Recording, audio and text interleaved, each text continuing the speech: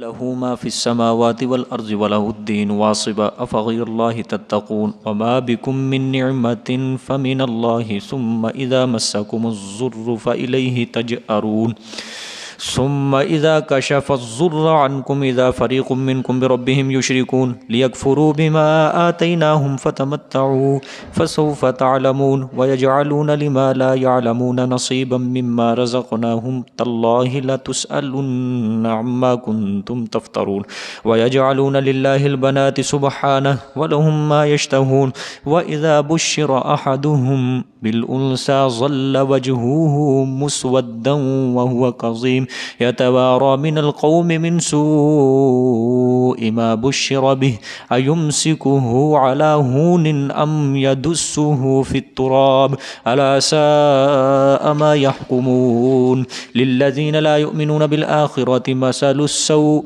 ولله المثل الأعلى وهو العزيز الحكيم ولو يؤاخذ الله الناس بظلمهم ما ترك عليها من دابة ولكن يؤخرهم إلى أجل مسمى فإذا جاء أجلهم لا يستأخرون ساعة ولا يستقدمون ويجعلون لله ما يكرهون وتصف ألسنتهم الكذب أن لهم الحسنى لا جرم أن لهم النار وأنهم مفرطون تالله لقد أرسلنا إلى من قبلك فزين لهم الشيطان أعمالهم فهو وليهم اليوم ولهم عذاب أليم وما أنزلنا عليك الكتاب إلا لتبين لهم الذي اختلفوا فيه وهدى ورحمة لقوم يؤمنون والله أنزل من السماء ماء فأحيا به الأرض بعد موتها إن في ذلك لآية لقوم يسمعون صدق الله العظيم.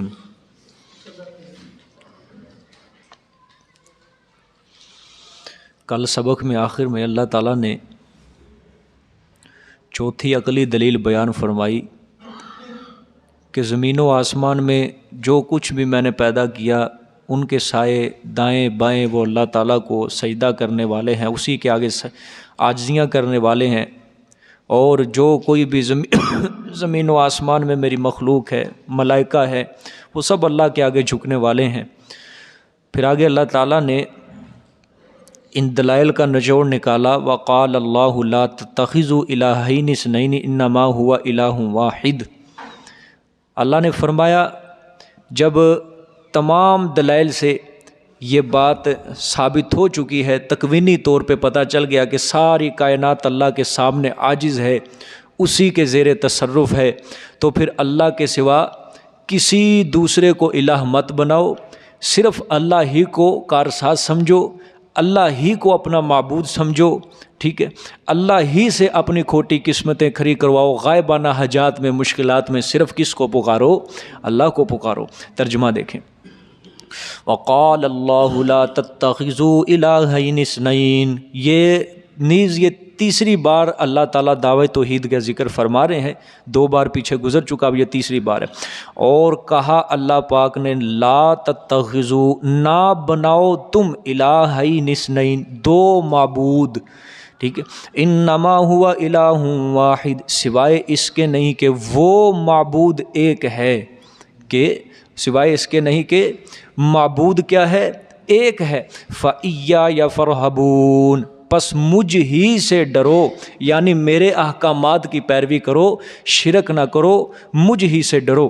وَلَهُ مَا فِي السَّمَاوَاتِ وَالْأَرْضِ، اب یہ چوتھی دلیل سے متعلق ہی ہے، اور اسی کے لیے ہے جو کچھ آسمانوں میں اور زمینوں میں ہے۔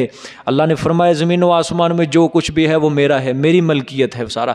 وَلَهُ الدِّينُ وَاصِبًا، اور اسی کے لیے ہے عبادت۔ الدین کا معنی یہاں پہ کیا ہے؟ عبادت۔ واصباً، ایک شاہ رفیع الدین رحمۃ اللہ علیہ نے معنی کیا ہے لازم ہے، یعنی اسی کے لیے عبادت کیا ہے؟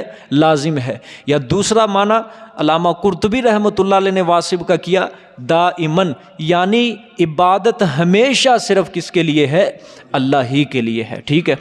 افغیر اللہ تتقون، اب یہ زجر ہے۔ اللہ نے فرمایا کیا پس اللہ کے سوا تم ڈرتے ہو؟ افغیر اللہ تتقون، آیا پس اللہ کے سوا تم ڈرتے ہو؟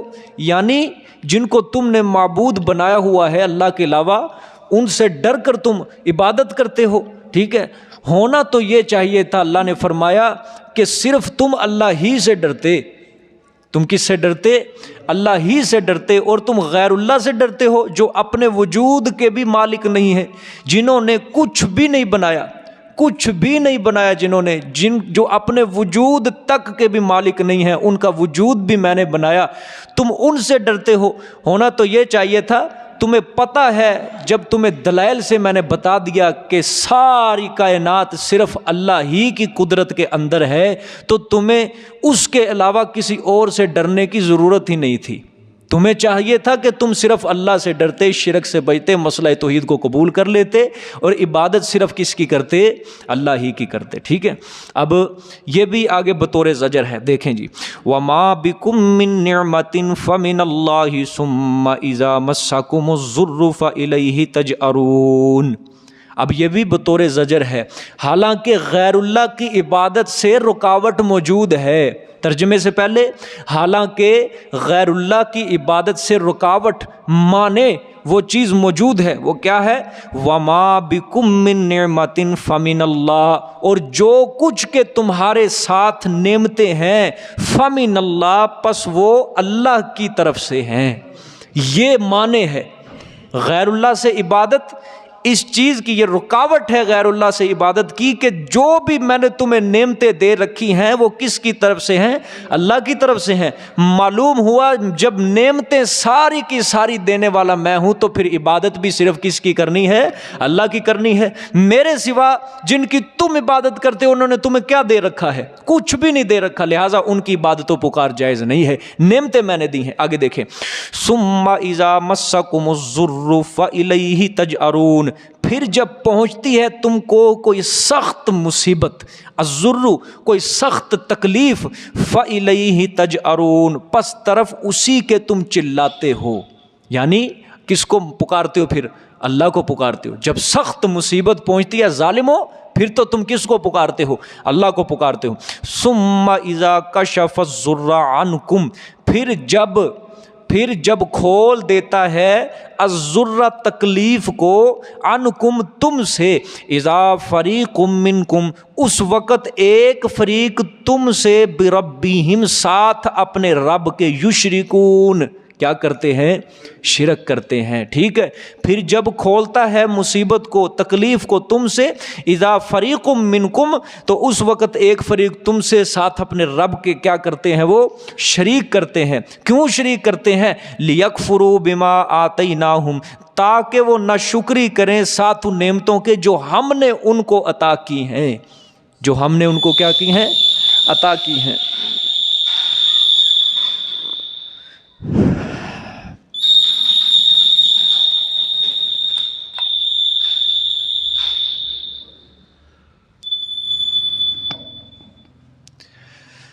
اللہ نے فرمایا چاہیے تو یہ تھا کہ تمہاری امیدیں ساری کی ساری،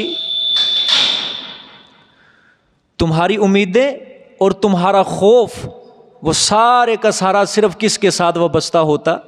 اللہ ہی کے ساتھ وابستہ ہوتا، کیونکہ دلائل سے یہ بات ثابت ہو چکی ہے کہ سب کچھ دینے والا اور سب کچھ کرنے والا صرف کون ہے؟ اللہ ہے۔ تم غور کرو، تمہارے پاس جس قدر بھی نعمتیں ہیں وہ سب کی سب کس کی عطا کردہ ہیں؟ اللہ کی عطا کردہ ہیں۔ اللہ اکبر۔ وَمَا بِكُم مِّن نِّعْمَةٍ فَمِنَ اللَّهِ، یہ آیت زبانی یاد کر لو، یہ آیت زبانی یاد کر لو، اس کو اپنے دل کے نقش پہ اس کو لکھ لو، اپنے دل کے اوپر اس کو دماغ کے اندر نوٹ کر لو۔ اگر کوئی بندہ تم سے کل جھگڑ پڑتا ہے کہ نہیں میرے پیر نے سب کچھ دیا ہوا ہے، مجھے فلانے نے دیا ہوا ہے، مجھے فلانے کی برکت سے ملا ہے، یہ آیت اس کو قرآن کی سنا دو۔ جب یہ آیت آپ اس کو قرآن کی سنا دو گے، انشاءاللہ وہ کبھی نہیں بولے گا، کبھی نہیں بولے۔ اگر بولے گا تو قرآن کے آگے بولے گا، ٹھیک ہے، اور جو قرآن کے آگے بولے گا وہ اپنے آپ کو تباہ و برباد کر لے گا، ٹھیک ہے۔ وَمَا بِكُم مِّن نِّعْمَةٍ، اور جو کچھ بھی تمہیں نعمتیں دے رکھی ہیں وہ کس کی طرف سے ہیں؟ اللہ کی طرف سے ہیں، ٹھیک ہے۔ اس کی آیت نمبر کون سی ہے جی؟ ہاں 53 آیت نمبر ہے یہ، وَمَا بِكُم مِّن نِّعْمَةٍ، سورۃ نحل آیت نمبر 53 ہے، سمجھ آئی؟ 14واں سپارہ ہے۔ اس آیت کو زبانی یاد کر لو، زبانی یاد کر لو، ٹھیک ہے، اور پوچھو ان سے کہ تم جو فلانے بابا جی کی نظر نیاز دیتے ہو، 11ویں دیتے ہو، فلانے بابے کا نام کا ختم دیتے ہو، بتاؤ تمہیں اس پیر نے کیا دے رکھا ہے؟ کوئی وجود کا بال بھی تمہیں دے رکھا ہو، کوئی چیز تمہیں دے، اگر تمہیں وہ کہے کہ فلانی چیز دے رکھی ہے فلانی، اس کو یہ آیت سنا دو، وما بکم من نعمت، اللہ نے قرآن میں فرمایا وما بکم من نعمت فمن اللہ، تمہیں جو کچھ بھی دے رکھی ہے نعمت وہ کس کی طرف سے ہے؟ اللہ کی طرف سے ہے۔ ٹھیک ہے، آگے اللہ نے فرمایا ثم اذا مسکم الضر فالیہ تجأرون، اور ظالموں جب تم پر کوئی مصیبت آ پڑتی ہے تو گڑ گڑا کر تم اللہ ہی کو پکارتے ہو نا، گڑ گڑا کر کس کو پکارتے ہو؟ اللہ ہی کو پکارتے ہو۔ پھر جب وہ اپنی مہربانی سے ثم اذا کشف الضر عنکم، جب وہ اپنی مہربانی سے اپنے فضل سے تم سے وہ مصیبت دور کر دیتا ہے، پریشانی دور کر دیتا ہے، تو تم پھر اللہ کے ساتھ شرک کرنے لگ جاتے ہو، پھر اللہ کے ساتھ کیا کرنے لگ جاتے ہو؟ شرک کرنے۔ اللہ کے انعامات کو تم غیر اللہ کی طرف منسوب کرنے لگ جاتے ہو۔ یہ مطلب کہ جب اللہ نے مصیبت دی تو پھر یہی عقیدہ کہ اب اس مصیبت سے نکالنے والا صرف اللہ ہی ہے، یہ ہمارے معبود نہیں۔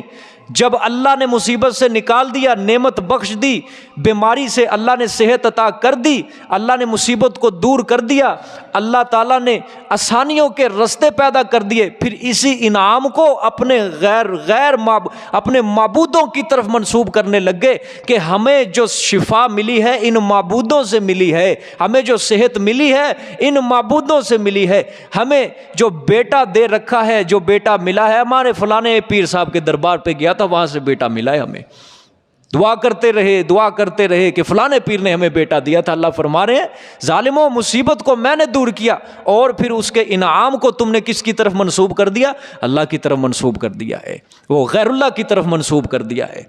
سمجھ آئی ہے کہ نہیں؟ آج لوگ دیکھا نہیں ہے، چلو مکے کے مشرکوں کا تو اللہ نے یہ حال بیان کیا کہ جب مصیبت پہنچتی ہے تم اللہ کو پکارتے ہو، لیکن آج کا مشرک ایسا بدتر ہے، یہ تو مصیبت میں بھی اللہ کو نہیں پکارتا۔ کیا خیال ہے؟ پکارتا ہے؟ یہ جو آج کل نعرے بنا رکھے ہیں، جھولے لال خوشیاں دیوے غم دیوے ٹال، خوشیاں بھی وہی دیتا ہے غم بھی وہی ٹالتا ہے۔ مشرکین کہتے تھے کہ غم یا اللہ تو نے ٹالا، مصیبت آئی کس کو پکارا؟ اللہ کو پکارا، لیکن جب مصیبت جاتی تھی پھر وہ شریک کرتے تھے۔ یہ ظالم تو ایسے ہیں کہ مصیبت کے اندر بھی کس کو غیر اللہ ہی کو پکارتے۔ یہ نعرہ ایک بنایا ہوا ہے معین الدین چشتی لگا دے پار کشتی، مصیبت کے وقت یہ نعرہ لگایا جاتا ہے معین الدین چشتی لگا دے پار کشتی۔ الیاذ باللہ، مشرکین مکہ جب کشتیوں کے اندر بیٹھتے تھے، جب ان کی کشتی پھنستی تھی، وہ بھی پھر مخلصین الہ الدین صرف اللہ کی پکار کرتے تھے۔ سمجھ آئی ہے؟ مخلصین لہ الدین سورۃ عنکبوت کے اندر آپ پڑھو گے کہ خالص وہ کس کے لیے پکار کرنے والے تھے؟ اللہ ہی کے لیے پکار کرنے والے تھے۔ لیکن آج کشتی کے اندر بیٹھ کے بھی اللہ کو نہیں پکارا جاتا بلکہ معین الدین چشتی کی پکار ہو رہی ہے۔ سمجھ آئی ہے کہ نہیں؟ اب یہاں سے آپ خود ہی اندازہ کر لو کہ وہ 1400 سال پہلے کا شرک زیادہ بدتر تھا، یہ آج 14ویں صدی کے لوگ یہ زیادہ بدتر ہیں مشرکین سے۔ اگر پھر بھی ہم کہتے ہیں نہیں یہ شرک کر رہے ہیں، شرک کر رہے ہیں، ہم پہ الٹا فتویٰ لگاتے ہیں نہیں یہ شرک نہیں کر رہے، یہ شرک نہیں کر رہے، آپ فتنہ پھیلا رہے ہو، آپ فتنہ پھیلا رہے ہو۔ سمجھ آ گئی اب بات؟ اب دیکھ لیں، اب کون جاتا ہے سلطان باہو رحمۃ اللہ علیہ کے دربار پہ؟ نیچے جھولی پھیلاتے ہیں نا، کیا مانگتے ہیں؟ بیٹا مانگتے ہیں، بیٹا مانگتے ہیں۔ مشرکین بیٹا تو اللہ سے مانگتے تھے، لیکن جب مل جاتا تھا پھر اس کو منسوب کس کی طرف کرتے تھے؟ غیروں کی طرف کرتے تھے کہ ہمارے فلانے بابا جی نے بیٹا دیا، فلانے نے بیٹا دیا ہمارے پاس۔ پشاور کے رستے پہ جاؤ نا، ایک پہاڑی ہے زندہ پیر نام ہے اس کا، مقام کا نام ہے، ادھر کوئی قبر نہیں ہے، کچھ بھی نہیں ہے، پہاڑی کے اوپر ایک مقام ہے زندہ پیر۔ کیا ہے جی؟ پیر صاحب یہاں سے گزر رہے تھے اور تھوڑی دیر کے لیے یہاں پہ بیٹھے، یہ مقام برکت والا ہو گیا۔ لوگوں نے اس کو برکت بنا کے ادھر سے کہاوتیں مشہور کی ہیں کہ جو عورت ہر جمعرات اپنے منہ میں پانی لے کے اس پہاڑی کو چڑھے، جو عورت ہر جمعرات اپنے منہ میں پانی لے کے اس پہاڑی کی بلندی کو چڑھے اور اوپر چڑھ کے نیچے کرلی کرے، اللہ اس کو بیٹا دے گا۔ اچھا، اگر ہفتے کے اندر اگر نا امید سے ہوئی، وہ دوسری جمعرات پھر کرے، وہ تیسری جمعرات پھر کرے، لگے رہو، شیطان نے مزین کر رکھا ہے ان کے اعمال کو، یہ کام کرتے رہو۔ ٹھیک ہے، شرک کرتے رہو، یہ کفر کرتے رہو تم، ٹھیک ہے، کیا ہیں جی پیر صاحب یہاں بیٹھے تھے تھوڑی دیر کے لیے، اللہ معاف کرے، ایسی کہاوتیں ایسے جن کا قرآن حدیث سے ذرہ برابر تعلق نہیں ہے اور اپنے آپ پہ لگایا ہوا ہے لیبل ہم مسلمان ہیں، ہم مسلمان ہیں۔ ایسے بندے کا اسلام سے کوئی تعلق نہیں ہے، ایسے بندے کا اللہ سے کوئی تعلق نہیں ہے، رسول سے کوئی تعلق نہیں ہے، قرآن سے کوئی، وہ اپنے اس دعوے کے اندر، مسلمان والے دعوے کے اندر جھوٹا ہے، ٹھیک ہے۔ اولاد کون دیتا ہے؟ بولو سارے، اولاد کون دیتا ہے؟ اللہ دیتا ہے۔ اللہ نے قرآن میں فرمایا یَهَبُ لِمَن یَشَاءُ إِنَاثًا وَيَهَبُ لِمَن یَشَاءُ الذُّکُورَ، وہ جسے چاہتا ہے بیٹیاں دیتا ہے، جسے چاہتا ہے بیٹے دیتا ہے، جسے چاہتا ہے بیٹے دیتا ہے، جسے چاہتا ہے بیٹیاں دیتا ہے۔ او یزوجہم ذکرانا و اناسا، جسے چاہتا ہے جڑوے بیٹے دیتا ہے، جسے چاہتا ہے جڑوا بیٹیاں دیتا ہے۔ سمجھ آئی ہے؟ آگے اللہ نے فرمایا وہ جسے چاہتا ہے بانجھ رکھتا ہے، انہ علیم قدیر، بے شک وہ اللہ جاننے والا ہے اور ہر چیز کے اوپر قادر ہے۔ حضرت ابراہیم نے بیٹا کس سے مانگا تھا؟ ربی حبلی من الصالحین، حضرت اسماعیل کے لیے دعائیں کی تھی، یا اللہ مجھے نیک صالح بیٹا عطا فرما، تو بیٹا کس نے دیا تھا؟ اللہ نے دیا تھا۔ اگر حضرت ابراہیم کے اختیار میں ہوتا اولاد دینا تو حضرت ابراہیم بڑھاپے کے اندر یہ دعا نہ کرتے کبھی بھی۔ معلوم ہوا کہ نبی کے اختیار میں اولاد دینا نہیں ہے، جب نبی کے اختیار میں نہیں ہے تو عام ولی کی تو دور کی بات رہ گئی نا، وہ کس طرح بیٹا دے سکتا ہے؟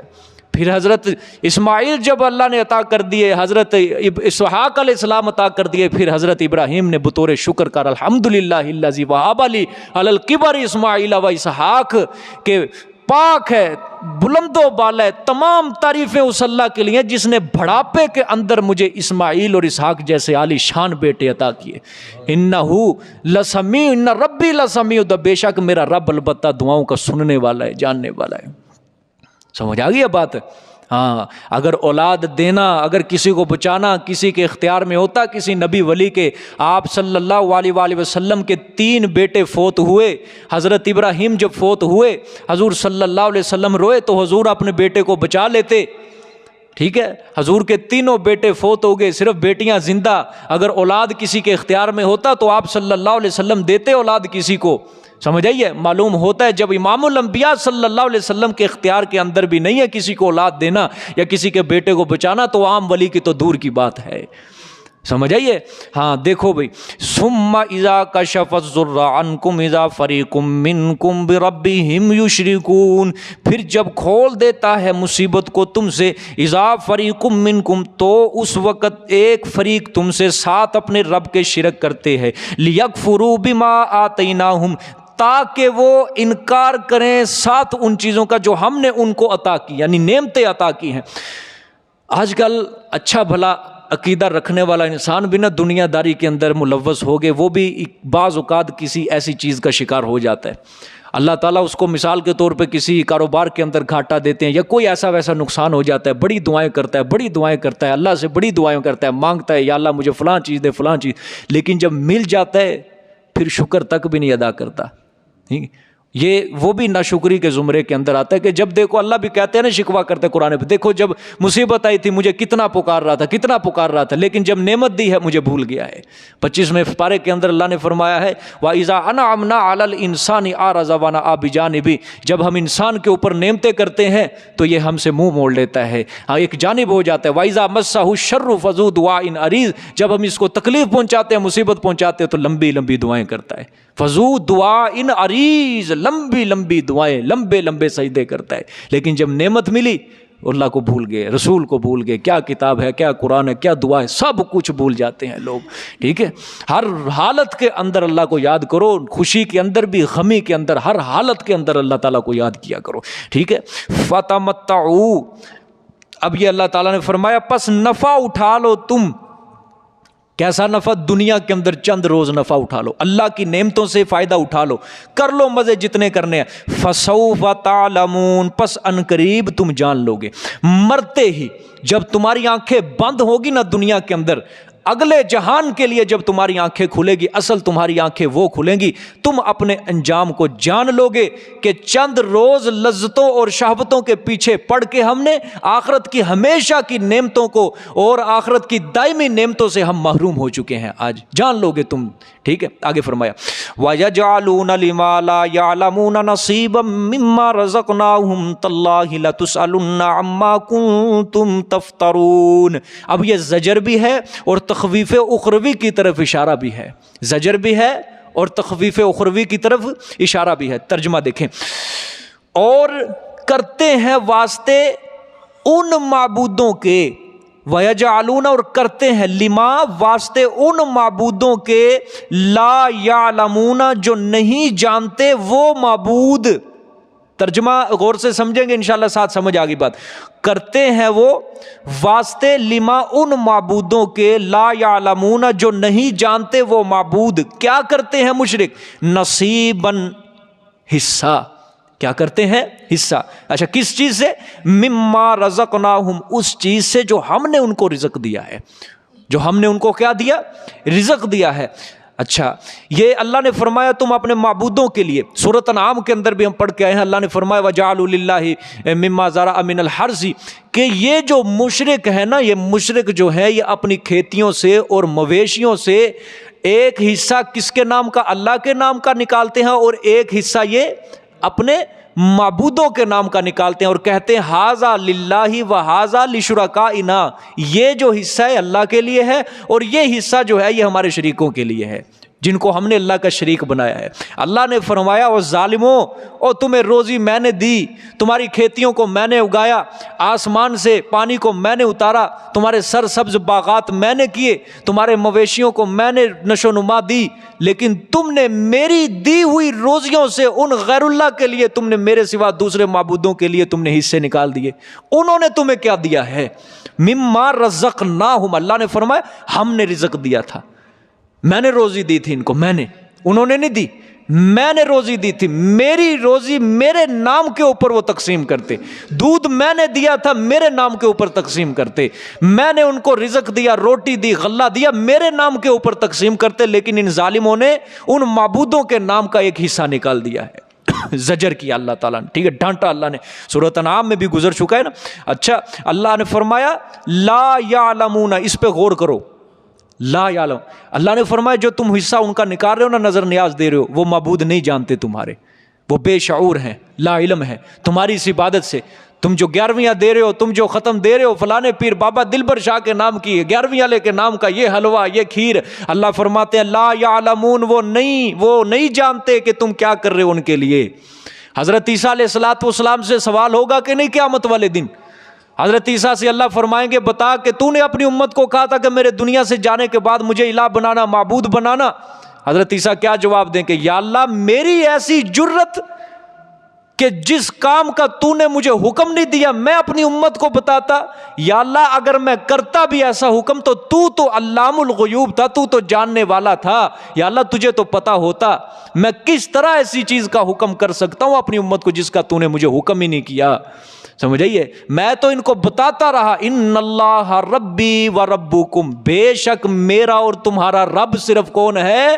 اللہ ہے. فعبدو، اسی کی عبادت کرو، کولی فیلی مالی نظر نیاز منت منوتی پھیرے، ساری باتیں صرف کس کے لیے کرو؟ اللہ کے لیے کرو. ھذا صراط مستقیم، یہی کیا ہے؟ سیدھا رستہ ہے. میں تو اپنی امت کو بتاتا رہا تھا یا اللہ پاک، اب میرے مرنے کے بعد صرف تو علام الغیوب تھا، تو ہمیشہ زندہ رہنے والا، تو تجھے پتہ ہے یہ کیا کرتے رہے ہیں. کہتے ہیں جب اللہ تعالیٰ حضرت عیسیٰ سے یہ سوال کریں گے نا، بتا تو نے کہا تھا اپنی امت کو الہ بنا، کیونکہ عیسائی سارا اپنا شرک کا منبع حضرت عیسیٰ کے اوپر ڈال دیں گے، یہ ہمیں کہہ کے گیا تھا. حضرت عیسیٰ کہتے ہیں جب اللہ سوال کریں گے تھر تھر کانپنے لگ جائیں گے ادھر. ظاہری بات ہے کہ پیغمبر کو شرک سے نفرت ہوتی ہے، اور جب وہ سنیں گے اللہ سوال کریں گے کہ یہ تیرے لوگ کہہ رہے ہیں کہ یہ میں بتا کے گیا، حضرت عیسیٰ کانپنے لگ جائیں گے. پھر اللہ تعالیٰ نے یہ پہلے جواب نقل کر دیا سورۃ مائدہ کے اندر، آخر میں اللہ نے فرمایا ہے سارے نبی کہیں گے کہ بتاؤ تمہاری امتوں کی طرف سے تمہیں کیا جواب ملے. سارے نبی مل کر کہیں گے لا علم لنا، یا اللہ ہمیں کوئی پتہ نہیں ہے، کوئی پتہ نہیں ہے. انک انت علام الغیوب، بے شک علام الغیوب صرف تیری ذات تھی، تو ہی ہر چیز کا جاننے والا تھا. سمجھ آ گئی؟ اللہ نے فرمایا ہم نے روزی دی ہے، ہم نے روزی دی، ہم نے روزی دی، ہم نے ایک دانے سے 700 دانوں کے اندر تبدیل کر دیا۔ ظالموں تمہیں چاہیے تھا میرے نام کا حصہ نکالتے صرف، لیکن جن کے نام کا تم نصیباً حصے نکال رہے ہو، لا یعلمون، وہ نہیں جانتے کہ تم کیا کر رہے ہو، تم ان کے نام کی جو نظر نیاز وہ نہیں جانتے۔ ٹھیک ہے، آگے پھر اللہ نے تخویف اخروی کی طرف اشارہ کیا ہے، لَتُسْتَاللَّهِ، قسم بخدا، لَتُسْأَلُنَّ عَمَّا كُنتُمْ تَفْتَرُونَ، البتہ تم ضرور بھی ضرور سوال کیے جاؤ گے اس کے بارے میں جو تم گھڑتے تھے، جو جھوٹ تم گھڑتے تھے۔ کیا گھڑتے تھے جھوٹ؟ وہ مشرک کہتے تھے کہ یہ جو حکم جو غیر اللہ معبودوں کے نام کی، اپنے معبودوں کے نام کی نظر نیاز کرتے ہیں نا، دیتے ہیں ہر مہینے ہر جمعرات، یہ اللہ نے خود ہمیں حکم دیا ہے۔ یہ جھوٹ گھڑتے تھے وہ مشرک کہ اللہ بھی اس سے خوش ہوتا ہے، اللہ نے خود ہمیں حکم دیا ہے۔ اللہ نے فرمایا ضرور بھی ضرور قیامت والے دن اس کے بارے میں میں سوال کروں گا تم سے کہ بتاؤ روزی میں نے دی تھی کس کے نام پہ تقسیم کی تھی تمہیں۔ سمجھ آئی ہے؟ خدا کے لیے اس چیز سے پرہیز کرنا ہے۔ یہ بہت بڑا شرک ہے، یہ شرک فعلی ہوتا ہے، یاد رکھنا۔ ایک عقیدے کا شرک ہوتا ہے، ایک یہ شرک فعلی ہوتا ہے کہ اللہ کے علاوہ کسی اور کے نام کی چیز دینا حرام ہو جاتی ہے۔ وہ کیا ہے؟ وہ حرام ہو جاتی ہے کہ غیر اللہ کے نام کی نظر نیاز جو بھی ہے، غیر اللہ، چاہے وہ کسی نبی کے نام پہ ہے، چاہے وہ کسی امام کے نام پہ ہے، چاہے وہ کسی ولی کے نام پہ ہے، وہ چیز کیا ہو جاتی ہے؟ حرام ہے، حرام ہے، حرام ہے۔ یہ بات یاد رکھ لینا، وہ چیز کبھی حلال نہیں ہو سکتی۔ 100 بار 1000 بار بھی بسم اللہ پڑھ کے اس کو کھا لو، وہ چیز کبھی حلال نہیں ہو سکتی۔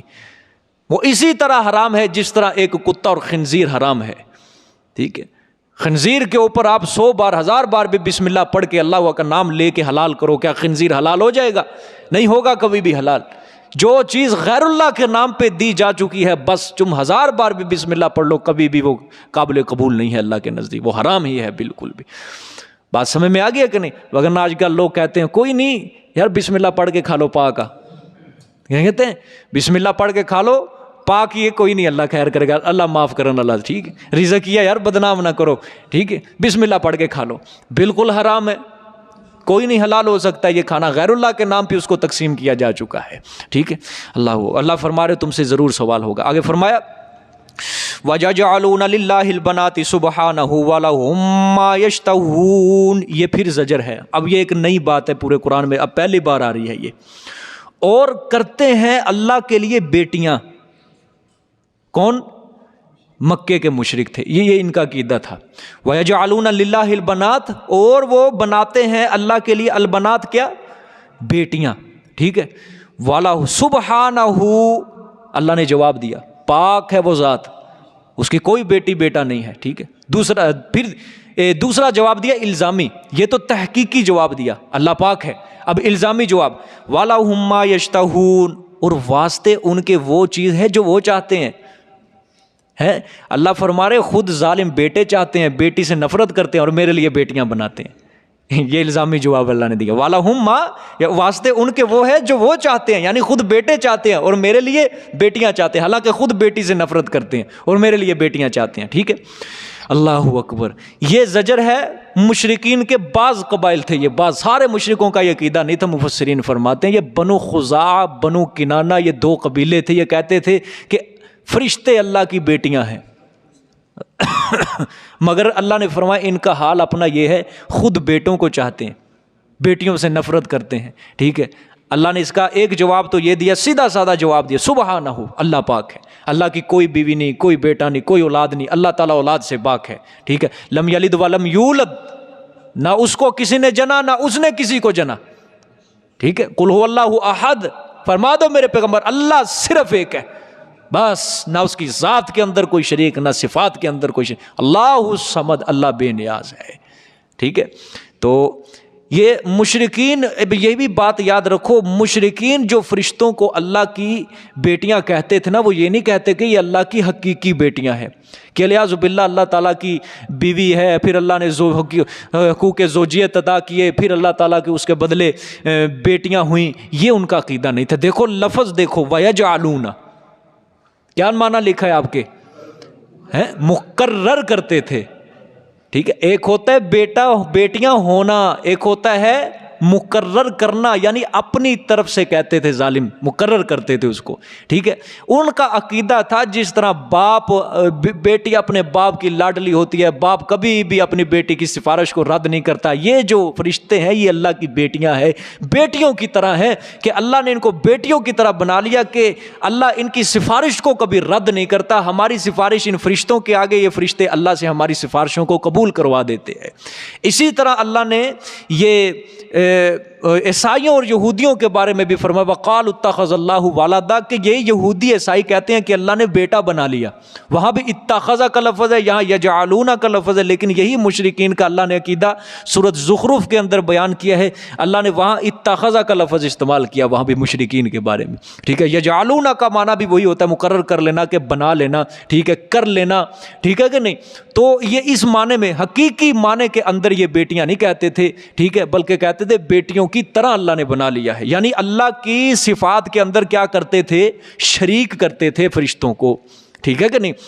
اللہ اکبر۔ پہلا اللہ نے الزامی جواب دیا وَلَهُم مَّا يَشْتَهُونَ، کہ ظالم خود تو بیٹوں کو چاہتے ہیں، بیٹیوں سے نفرت کرتے ہیں، اور میرے لیے کیا کر رہے ہیں، بیٹیاں مقرر کر رہے ہیں، ٹھیک ہے۔ اب دوسرا الزامی جواب، اللہ اکبر، یہ اللہ نے صحیح منہ توڑ جواب دیا ان کو۔ ہوئے ہوئے ہوئے وَإِذَا بُشِّرَ أَحَدُهُم بِالْأُنثىٰ، اور جب کہ خبر دیا جاتا ہے، اور جب کہ خبر دی جاتی ہے ان میں سے ایک کو بالانثیٰ، ساتھ بیٹی کے پیدا ہونے کی، ظل وجہہ مسودن، اللہ اکبر، ایسا ناراض ہوتا ہے، ایسا ناراض ہوتا ہے کہ سارا دن رہے اس کا منہ کالا، ٹھیک ہے۔ وجہہ مسودن، ایسا ناراض ہوتا ہے کہ سارا دن ظل وجہہ مسودن، رہے اس کا منہ کالا، وہو کظیم، اور وہ غمناک ہوتا ہے۔ کیا ہوتا ہے؟ غمناک ہوتا ہے۔ آگے بھی دیکھ لو، یتوارا من القوم من سوء، چھپتا پھرتا ہے اپنی قوم سے، یتوارا من القوم، چھپتا ہے اپنی قوم سے، من سوء ما بشر بہ، برائی سے جو خوشخبری دیا گیا ساتھ اس کے، یعنی اپنی قوم کے سامنے رسوا ہونے سے، من سوء رسوا ہونے سے وہ چھپتا پھرتا ہے جو اس کو بیٹی کی خوشخبری دی گئی ہے، ٹھیک ہے۔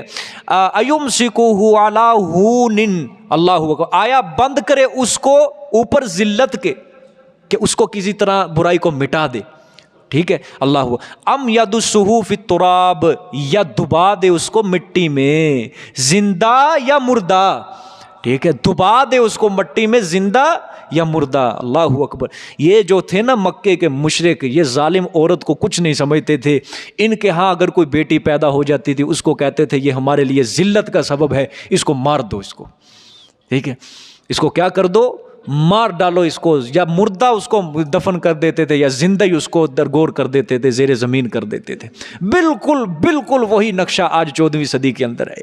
یہاں بھی بیٹی کو باعث زحمت سمجھا جاتا ہے، باعث رحمت نہیں سمجھا جاتا۔ خاک کے مسلمان ہے یہ ظالم انسان۔ میرے پیغمبر صلی اللہ علیہ وسلم نے فرمایا بیٹی رحمت ہوتی ہے۔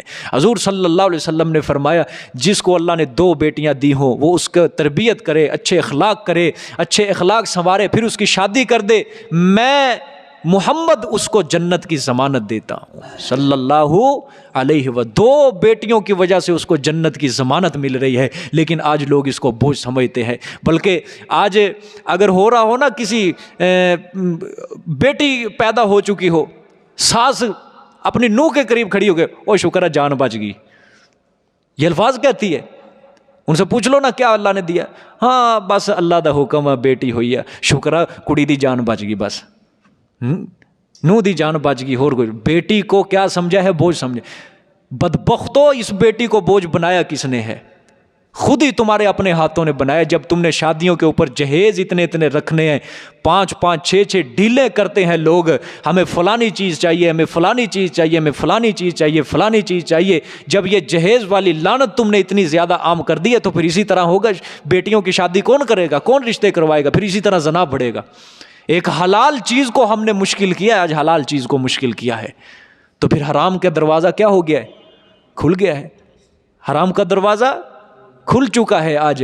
کوئی لڑکی کو بھگا کے لے کے شادی کر رہا ہے, کوئی کیا کر رہا ہے, کوئی کیا کر رہا ہے, ٹھیک ہے. رشتہ کروانے کو ماں باپ اندر رکاوٹ. کوئی ظالم ماں باپ ایسے ہوتے ہیں کہ بیٹے کی شادی میں رکاوٹ بنے ہوتے ہیں. نہیں, جدوں تک سانو سامان نہیں نہ دو گی ساری مرضی مطابق اسی نہیں بیاہ کرنا ہے گا. پھر بیٹا زنا کی طرف ہی نکلتا ہے, یا بیٹا بھاگ کر شادی کر لے گا. جو بھاگ کے شادی کرتا ہے بڑی گل ہے, پوری زندگی ظالم نو پالیا اسی تے اج ساڈی نک کٹواتی. کچھ ہوتے ہیں نا ماں باپ ایسے ظالم. ابھی میڈیا کے اوپر خبر میں سن رہا تھا کہ 13 رشتے فیصل آباد کے اندر ایسے ہوئے جو بھاگ کے لوگوں نے کیے ہیں. یہ لڑکوں نے بھاگ کر لڑکیوں سے کیا کیے ہیں, رشتے کیے ہیں کہ شادیاں کروا لی ہیں انہوں نے. تو جو ظالم ماں باپ ہوتے ہیں جن کو پتہ ہی نہیں ہے, جو پوچھتے نہیں ہیں اپنے بیٹے سے, ہاں بھائی تو بتا اپنی تیری کیا مرضی ہے. کچھ ہوتے ہیں ماں باپ ایسے جو زبردستی ان کی شادی کہیں اور کروا دیتے ہیں. اس کی زندگی کا مسئلہ آپ صلی اللہ علیہ وسلم, ایک حضرت مغیرہ بن شعبہ رضی اللہ تعالیٰ عنہ, بہت بڑے صحابی ہیں آپ صلی اللہ علیہ وسلم.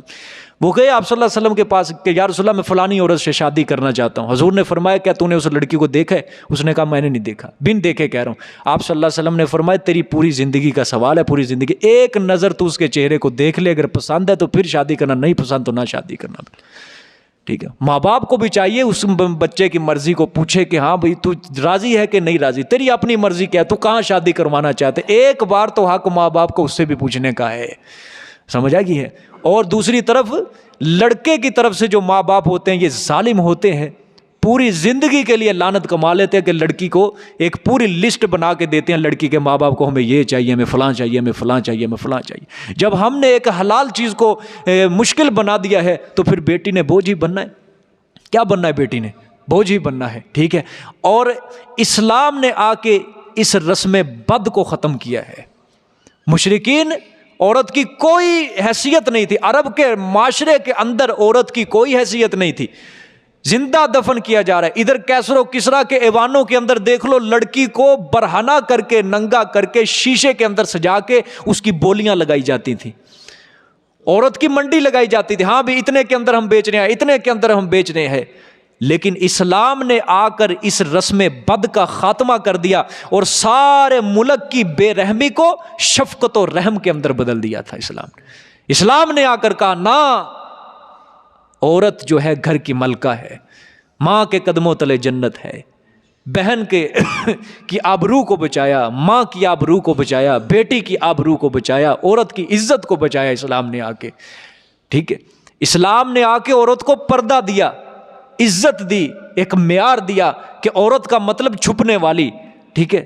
اس کی عزت جو ہے پردے کے اندر ہے. لیکن آج 14ویں صدی کے اندر وہی حالات پیدا ہو چکے ہیں. ایک طرف لوگ نعرے لگا رہے ہیں یہ ادھر میرا جسم میری مرضی, میں جو مرضی کروں. دوسری طرف بیٹی کو بوجھ سمجھا جا رہا ہے. عورت کو تو انہوں نے خود ذلیل کیا بے پردہ کر کے. اور کوئی نعرے لگا رہے عورت کو حقوق نہیں مل رہے, عورت کو حقوق دو, عورت کو. اس کے اندر مرد بھی شامل ہیں, مرد بھی نعرے لگاتے ہیں عورت کو تیرا بیڑا کر, تیرا تجھے کیا ضرورت ہے, تو کہہ رہے عورت کو حقوق دو, عورت کو حقوق دو. سمجھ آئیے. اتنی زیادہ جہالت ہے. خدا کی قسم جتنے حقوق اسلام نے عورت کو دیے اتنے کسی مذہب نے نہیں دیے. اسلام نے عورت کو عزت دی ہے, اسلام نے عورت کو مقام دیا. ان لوگوں نے عورت کو کیا دیا ہے؟ 3 روپے کی ماچس کی ڈبی کے اوپر ایک عورت کی تصویر لگائی ہوئی ہے. یہ عورت کو مقام دیا ہے. پوسٹر گلی گلی کے اندر فلموں کے پوسٹر لگے ہیں, کہیں کیا پوسٹر, گندے غلیظ پوسٹر. تم نے تو عورت کو خراب کیا ہے, تم نے تو عورت کو برہنہ کیا, تم نے تو عورت کو بازار کی زینت بنایا, تم نے عورت کو ہسپتالوں کی زینت بنایا, تم نے عورت کو ہر جگہ پہ, ہر سوسائٹی میں کمرشل کے طور پہ استعمال کیا ہے. عورت کو تو خود آزاد کر کے ہم نے اپنے گلے میں خود پھندا ڈالا ہے. پھر کہتے ہیں اسلام نے عورت کو حقوق نہیں دیے, اسلام نے عورت کو حقوق نہیں دیے ہے. الیاذ باللہ. تو یہ بیٹی کو جو بوجھ بنایا ہے نا, ہم نے خود بنایا ہے. آج عرب کا معاشرہ, یقین کرو, ایک فہرست تیار کر لو, فہرست. عرب کا معاشرہ جتنے ان کے گناہ تھے ایک طرف وہ لکھو, اور آج کے معاشرے کے گناہ ایک طرف لو, تمہیں کوئی بھی فرق نہیں نظر آئے گا. بالکل وہی عرب کا معاشرہ, تاریخ نے اپنے آپ کو دہرا دیا ہے. دہرا دیا تاریخ نے. شرک و کفر کا مسئلہ ہو, سود کا مسئلہ ہو, چوری چکاری کا مسئلہ ہو, رشوت کا مسئلہ ہو, شراب خوری کا مسئلہ ہو, جھوٹ بولنے کا, تہمت لگانے کا, غیبت کا, اس کے علاوہ یہی عورتوں کو بوجھ سمجھنے کا, مارنے کا, ہر جگہ پہ دیکھ لو بالکل ہم مشرکین کے عقائد کے مترادف ہو چکے ہیں, ان کے اعمال کے مترادف ہو چکے ہیں. بالکل شرک و کفر کے مسئلے, عقائد کا مسئلے, اعمال کے مسئلے, اخلاق کے مسئلے, معاملات کے مسئلے, بالکل آج مسلمان مشرکین مکہ کے رستے کے اوپر ہی چل رہا ہے. اللہ تعالی ہم سب کو راہ ہدایت نصیب فرمائے. ٹھیک ہے, تو عرب جو تھے نا, اگر ان کے گھر کوئی بیٹی پیدا ہو جاتی تھی نا, بیٹی پیدا ہوتی یا عورت کوئی بچہ جنتی تھی تو وہ مرد چھپ جاتا تھا. ابھی جنتی تھی بچہ کہ اتنے دنوں کے اندر اس کا بچہ پیدا ہو جائے گا, مرد چھپ جاتا تھا. ٹھیک ہے, اگر وہ پتہ چلتا اس کو کہ لڑکی پیدا ہوئی ہے, نہیں نکلتا تھا بھائی, نہیں نکلتا. یہی اللہ نے قرآن میں فرمایا نا کہ جب ان کو خوشخبری دی جاتی تھی لڑکی کی تو کیا کرتے, سارا دن منہ کالا رہتا تھا اس کا, او ہو یہ کیا ہو گیا, اور وہ غمناک ہوتا تھا. یتوارا من القوم, اپنی قوم سے چھپتا پھرتا تھا کہ میں رسوا نہ ہو جاؤں, مجھے تانے دیں گے. ما بشرا بہی, جو مجھے خوشخبری دی گئی, یعنی جو مجھے لڑکی کی خبر دی گئی ہے. ٹھیک ہے, ایمسکہ علی ہون ام یدسہ فی التراب, وہ پھر سوچتا تھا اس ذلت کو میں کس طرح دباؤں, یا میں اس ذلت کو جو اپنے, یا میں اس لڑکی کو کیا کر دوں, درگور کر دوں, زمین کے اندر ڈال دوں. ٹھیک ہے, یہ اللہ نے الزامی جواب دیا کہ ظالموں, جب تمہیں لڑکی کے پیدا ہونے کی خوشخبری دی جاتی ہے جس کو تم اللہ کے لیے تجویز کرتے ہو, اللہ کے لیے تجویز کرتے, تم غم کے مارے تمہارا منہ کالا ہو جاتا ہے اور میرے لیے تم بیٹیاں تسلیم کرتے پھر رہے ہو. ٹھیک ہے, دیکھیں جی آگے, للذین لا یؤمنون الا ساء ما یحکمون, الا ساء ما یحکمون, اللہ نے فرمایا بڑا برا ہے فیصلہ جو وہ کرتے ہیں. ما یحکم, بڑا برا فیصلہ ہے, خبردار, الا حرف تاکید, خبردار, بڑا برا فیصلہ ہے جو وہ کرتے ہیں. اللہ نے فرمایا جو چیز اپنے لیے معیوب سمجھتے ہیں اللہ کے لیے وہ تسلیم کرتے ہیں. بیٹیاں اپنے لیے معیوب سمجھتے ہیں اور اللہ کے لیے کیا کرتے ہیں, تسلیم کرتے ہیں. بڑا برا فیصلہ ہے. للذین لا یؤمنون بالآخرۃ مثل السوء وللہ المثل الاعلی وهو العزیز الحکیم. یہ بھی اسی کے متعلق ہے. واسطے ان لوگوں کے جو نہیں ایمان لاتے آخرت پر, مثل السوء, بڑی بری صفتیں ہیں ان کی, بڑی بری صفت ہے ان کی, یعنی بری مثال ہے ان کی دنیا میں بھی آخرت میں بھی. وَلِلَّهِ الْمَثَلُ الْأَعْلَىٰ, اور اللہ ہی کے لیے ہیں صفتیں بلند و بالا, اللہ کے لیے مثالیں بلند و بالا ہیں. وَهُوَ الْعَزِيزُ الْحَكِيمُ, اور وہ بڑا زبردست حکمت والا ہے, وہ بڑا زبردست ہے, حکمت والا ہے. یعنی اللہ نے فرمایا جو آخرت کے اوپر ایمان نہیں نہ رکھتے ان کی صفت بری ہے. کیا صفت بری ہے کہ لڑکوں کو چاہتے ہیں لڑکیوں کو نہیں چاہتے, اور ایسے بے رحم اور سنگ دل ہیں لڑکیوں کو کیا کر دیتے ہیں, زندہ دفن کر دیتے ہیں. حالانکہ اللہ نے جو کچھ بھی دیا ہے وہ سب اچھا ہے. لڑکی دی اللہ نے وہ بھی اچھی, لڑکا دیا وہ بھی کیا ہے, اچھا ہے. ٹھیک ہے, اور اللہ نے فرمایا اللہ ہی کے لیے صفت اعلیٰ ہے, وہ بے نیاز ہے, وہ بے پرواہ, وہ کسی کا محتاج نہیں ہے. وہ تمام اوصاف حمیدہ تعریفوں والے جتنے بھی اوصاف ہیں اللہ تعالیٰ ان کے ساتھ متصف ہے. ٹھیک ہے, اس کا کوئی شریک نہیں ہے. ساری بلند و بالا صفتیں کس کے لیے ہیں, اللہ ہی کے لیے ہیں. ٹھیک ہے, آگے دیکھیں. افامن الذین مکروا السیئات ان یخسف اللہ بہم الارض او یاتیہم العذاب من حیث لا یشعرون او یاخذہم, ہاں, وَلَوْ يُؤَاخِذُ اللَّهُ النَّاسَ بِظُلْمِهِمْ مَا تَرَكَ عَلَيْهَا مِنْ دَابَّةٍ وَلَكِنْ يُؤَخِّرُهُمْ إِلَىٰ أَجَلٍ مُّسَمًّى. ابھی اللہ نے تخفیف دنیاوی سنائی ہے. کیا سنائی ہے, تخفیف دنیاوی.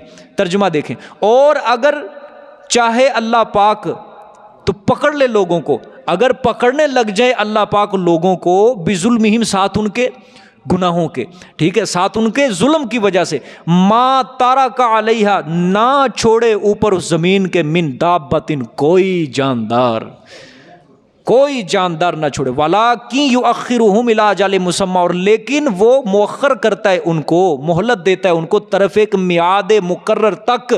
کیوں, تاکہ وہ توبہ کر لے. ٹھیک ہے, فَإِذَا جَاءَ أَجَلُهُمْ, پس جب کہ آ جائے ان کے پاس وہ مدت, وہ وقت, لَا يَسْتَأْخِرُونَ سَاعَةً, نہیں پیچھے ہوں گے ایک لحظہ بھی, ساعتن نہیں پیچھے ہو سکتے وہ ایک لحظہ بھی, ولا یستقدمون, اور نہ ہی وہ آگے ہو سکتے ہیں.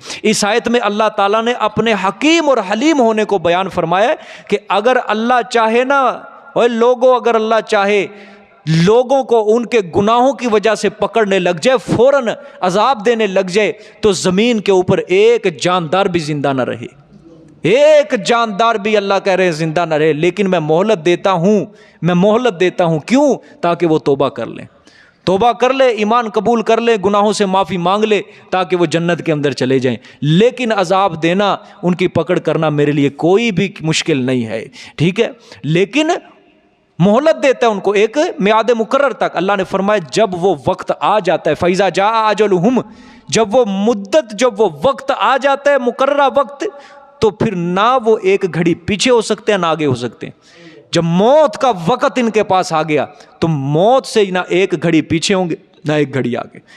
جو وقت دوپہر کا، صبح کا، شام کا، رات کا میں نے ان کے لیے مقرر کر دینا ہے، ان کو موت اسی وقت آئے گی، آگے پیچھے وہ گھڑی نہیں ہو سکتی، ٹھیک ہے۔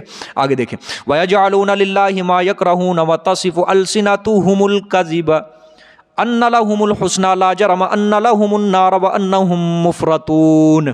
اب یہ پھر تخویف اخروی اللہ تعالیٰ فرما رہے ہیں، اور یہ اسی کے متعلق ہے جو بیٹیوں کو یہ زندہ درگور کرتے تھے، اسی کے متعلق ہے۔ دیکھیں ترجمہ دیکھیں، اور کرتے ہیں اللہ کے لیے ما یکرہون، وہ چیزیں جو مکروہ سمجھتے ہیں، ٹھیک ہے، وَتَصِفُ أَلْسِنَتُهُمُ الْكَذِبَ، اور بیان کرتی ہیں زبانیں ان کی جھوٹ کو۔ اللہ اکبر، ان لہم الحسنی، کیا بیان کرتی ہیں ان کی زبانیں؟ کہ بے شک واسطے انہی کے بلائی ہے، ٹھیک ہے۔ جو چیزیں اپنے لیے کیا کرتے ہیں، جو چیزیں وہ بناتے ہیں اللہ کے لیے بناتے ہیں، وہ خود اپنے آپ کے لیے کیا سمجھتے ہیں؟ مکروہ، ناپسند، معیوب سمجھتے ہیں، اور پھر اپنی زبانوں سے ظالم جھوٹ بھی بولتے ہیں کہ بھلائی تو ہے ہی ہمارے لیے، بھلائی تو ہے ہی ہمارے۔ اللہ نے فرمایا پکی بات ہے، ان لہم النار، بھلائی نہیں، بے شک واسطے ان کے آگ ہے، آگ، ٹھیک ہے۔ اللہ نے فرمایا کہ یہ ٹھہراتے ہیں وہ چیزیں اپنے لیے جو ناپسند سمجھتے ہیں، اللہ کے لیے کیا کر دیتے ہیں؟ ٹھہرا دیتے ہیں۔ مثلا بیٹیاں اپنے لیے ناپسند، اللہ کے لیے پسند کرتے ہیں، ٹھیک ہے۔ ریاست میں کسی کو شریک کرنا اپنے لیے ناپسند کرتے تھے، اللہ کے لیے پسند کرتے تھے۔ مثلا اللہ کے ساتھ کسی کو شریک کرتے تھے، اور خود جو اپنی جائیداد اس کے اندر حصہ نہیں دیتے تھے، شریک نہیں کرتے تھے، ریاست کے اندر کسی کو شریک نہیں کرتے تھے، لیکن اللہ کی ریاست، اللہ کی حکومت و اقتدار کے اندر دوسرے کو شریک کرنا پسند کرتے تھے۔ اسی طرح باہر سے کوئی مشرکین کا قاصد آ جاتا، اس کی توہین کرنا یہ ناگوار سمجھتے تھے، لیکن جو اللہ نے قاصد بھیجے ان کی توہین کرنا یہ پسند کرتے تھے۔ میں نے جتنے بھی رسول بھیجے، انہوں نے ان کی کیا کیا؟ مشرکوں نے تکذیب کی ہے، توہین کی ہے، ٹھیک ہے۔ اللہ نے فرمایا یہ سارے الٹے پھلٹے کام کرتے تھے، اور پھر زبانوں سے بھی جھوٹ بکتے تھے، ان لہم الحسنی، کہ اگر کل ہمیں قیامت کے دن اللہ نے زندہ اٹھا بھی دیا تو جنت کے اندر ہم ہی جائیں گے، جنت ہوگی ہی ہماری۔ ویسے تو یہ قیامت کے منکر تھے، اٹھائے جانے کے منکر کہتے، اگر بالفرض اگر ہم دوبارہ اٹھ بھی گئے نا تو بھلائی صرف ہمارے لیے ہی ہوگی، ہم جنت کے اندر جائیں گے۔ اللہ نے فرمایا لا جرم، پکی بات ہے کہ بے شک واسطے ان کے کیا ہے؟ آگ ہے، وَأَنَّهُمْ مُفْرَطُونَ، اور وہ سب سے پہلے دھکیلے جائیں گے آگ میں۔ مفرطون کا معنی سب سے پہلے آگ کے اندر دھکیلے جائیں گے۔ آگے تاللہ لقد ارسلنا الی امم من قبلک فزین لهم الشیطان اعمالهم فهو ولیہم اليوم ولہم عذاب علیم۔ اب یہ اللہ تعالیٰ نے زجر بھی کیا، تخویف اخروی بھی، اور آپ صلی اللہ علیہ وسلم کو تسلی بھی ہے۔ زجر بھی، تخویف اخروی بھی، آپ صلی اللہ علیہ وسلم کے تسلی بھی۔ قسم بخدا، البتہ تحقیق ہم نے بھیجا طرف جماعتوں کے آپ سے پہلے، یہ آپ صلی اللہ علیہ وسلم کو تسلی کہ میرے پیغمبر آپ سے پہلے بڑی جماعتوں کی طرف ہم نے کیا بھیجے؟ رسول بھیجے ہیں، ٹھیک ہے، پیغمبر بھیجے۔ اب زجر، فَزَيَّنَ لَهُمُ الشَّيْطَانُ أَعْمَالَهُمْ، پس مزین کر دیا واسطے ان کے شیطان نے ان کے اعمال کو، شرک کو، کفر کو، اعمال کو، گناہوں کو۔ فَهُوَ وَلِيُّهُمْ، پس وہ ان کا رفیق ہے، وَلِيُّهُمُ الْيَوْمَ، آج کے دن۔ ترجمہ، پس وہ ان کا رفیق ہے دنیا میں آج کے دن۔ شیطان دنیا کے اندر ان کا کیا بنا ہوا ہے؟ رفیق بنا ہوا ہے، کہ میرے پیغمبر جتنے بھی رسول آئے تھے نا، ان کی امتوں نے جو جھٹلایا تھا، ان کے گروہ، ان کی امتوں کے کوئی گروہ نے جھٹلایا، شیطان نے ان کے شرک و کفر کو ان کے لیے مزین کر دیا، خوبصورت کر دیا کہ یہ کام کرو تم جنت میں جاؤ گے، یہ کام کرو، گناہوں کو مزین، جس طرح آج کے نوجوان کے سامنے شیطان نے گناہ کو مزین کر دیا، خوبصورت کر دیا ہے، انٹرنیٹ کو مزین کر دیا ہے، ٹھیک ہے، بے حیائی کو مزین کر دیا ہے، ٹھیک ہے، لڑکیوں کے اوپر سیٹیاں بجانا اس کو کیا کر دیا؟ مزین کر دیا ہے۔ شرک و کفر کو شیطان نے آج کے آدمی کے اوپر بھی کیا کر دیا؟ مزین کر دیا۔ اس طرح میرے پیغمبر جس طرح پہلی امتوں کے لیے شیطان نے گناہوں کو مزین کر دیا، خوبصورت کر دیا، آج یہ جو مکے کے مشرک ہیں ان کے لیے بھی شیطان نے ان گناہوں کو کیا کر دیا؟ مزین کر دیا ہے، خوبصورت کر دیا ہے۔ لیکن میرے پیغمبر آپ فکر نہ کریں، وَلَهُمْ عَذَابٌ عَلِيمٌ، قیامت کے دن میری ہی بادشاہت ہے، واسطے ان کے دردناک عذاب ہوگا، شیطان کے لیے بھی اور ان کے جتنے بھی تابع دار تھے شیطان کے، سب کے لیے دردناک عذاب ہوگا، جو شیطان کے رستے کے اوپر چلا تھا، ٹھیک ہے۔ وَمَا أَنزَلْنَا عَلَيْكَ الْكِتَابَ إِلَّا لِتُبَيِّنَ لَهُمُ الَّذِي اخْتَلَفُوا فِيهِ۔ اب یہ آپ صلی اللہ علیہ وسلم کا فریضہ بیان کر رہے ہیں کہ میرے پیغمبر ہم نے جو آپ کو بھیجا ہے یہ منوانے کے لیے نہیں بھیجا، ہم نے آپ کو منوانے کے لیے نہیں بھیجا، بلکہ آپ کا کام صرف پہنچا دینا ہے، اور نہیں اتارا ہم نے اوپر آپ کے کتاب کو الا لتبین لهم الذی، مگر تاکہ واضح کریں واسطے ان کے، الذی وہ مسئلہ، اختلافو فیہ جو یہ اختلاف کرتے ہیں بیچ اس کے، مسئلہ توحید میں جو اختلاف کرتے ہیں نا، اس مسئلے کے اندر جو اختلاف آپ ان کے لیے کیا کر دیں؟ واضح کر دیں۔ وَہُدًى، اللہ جو ہم نے آپ کے اوپر اتارا ہے وہ کیا ہے؟ رہنما ہے دنیا میں، وَرَحْمَةً، اور رحمت ہے، لِقَوْمٍ يُؤْمِنُونَ، ایسی قوم کے لیے جو ایمان لانا چاہتی ہے، ایسی قوم کے لیے جو ایمان لانا چاہتی ہے۔ جزاک اللہ جی۔ آگے 5ویں دلیل ہے، بہت لمبی دلیل ہے یہ، اور یہ بڑی زبردست دلیل دی ہے اللہ تعالیٰ نے، اس کے اندر دودھ کا تذکرہ کیا ہے۔